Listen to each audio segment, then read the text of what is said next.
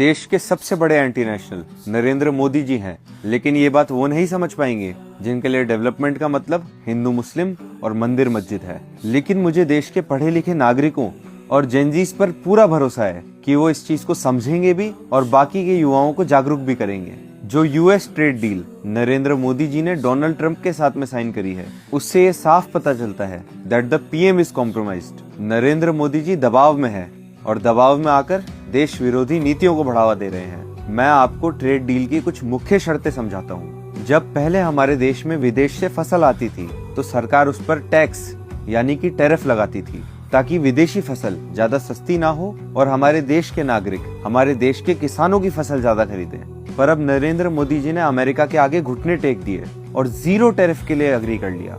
America अपने किसानों को करोड़ों की सब्सिडीज देता है और हमारे देश के गरीब किसान वो इन अमेरिकन कंपनीज के सामने कैसे कम्पीट करेंगे। लेकिन नरेंद्र मोदी जी को किसानों से कहाँ फर्क पड़ता है, तभी तो उन्होंने 42 लाख करोड़ के विदेशी सामानों का इंपोर्ट का वादा इस ट्रेड डील में ट्रंप से कर दिया, जिसका मतलब है कि अगले 5 साल हमारे देश को अमेरिका का महंगा तेल, अमेरिका की मशीनरी, अमेरिका की फसल जबरदस्ती महंगे दामों पे खरीदनी पड़ेगी। और जितना ज्यादा हम यूएस से इम्पोर्ट्स करेंगे उतना ही हमको डॉलर खर्चना पड़ेगा, जिसकी वजह से डॉलर की वैल्यू बढ़ेगी और हमारे इंडियन रुपी की वैल्यू कम होती जाएगी। और इस ट्रेड डील के बाद में हमारा स्वतंत्र देश भारत किस देश से तेल खरीदेगा उसका भी अधिकार हम खो चुके हैं। पहले हम रशिया से सस्ते में तेल खरीदते थे, पर अब अमेरिका ने शर्त रख दी कि उनकी परमिशन के बिना इंडिया रशिया से सस्ता तेल नहीं खरीद सकता। और जब सस्ता तेल बंद हो जाएगा तो पेट्रोल और डीजल महंगे हो जाएंगे और इसका बिल कौन भरेगा?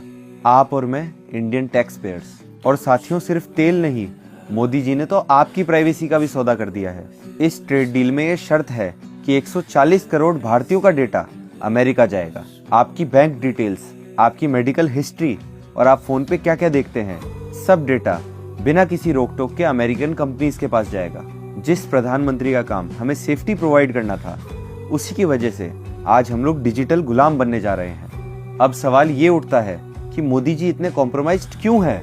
आज इनके दोस्त अडानी पर अमेरिका में 2200 करोड़ की रिश्वत का केस चल रहा है और अमेरिका की रिसेंटली रिलीज्ड एप्स्टीन फाइल्स में इनके व्यापारी दोस्तों और इनके बीजेपी के बड़े बड़े नेताओं का नाम भी मौजूद है। और अभी भी 2.5 मिलियन एप्स्टीन फाइल्स रिलीज होना बाकी है, जिससे नरेंद्र मोदी जी डरे हुए हैं और इसी डर के कारण ट्रंप नरेंद्र मोदी जी को ब्लैकमेल कर पा रहा है। ये लड़ाई हम सभी जेनजीज और इस देश के युवाओं को इस एंटी नेशनल सरकार के खिलाफ लड़नी है, क्योंकि हम सच्चे देशभक्त हैं और किसी कॉम्प्रोमाइज्ड पीएम की वजह से हमारे देश को नहीं बिकने देंगे। जय हिंद।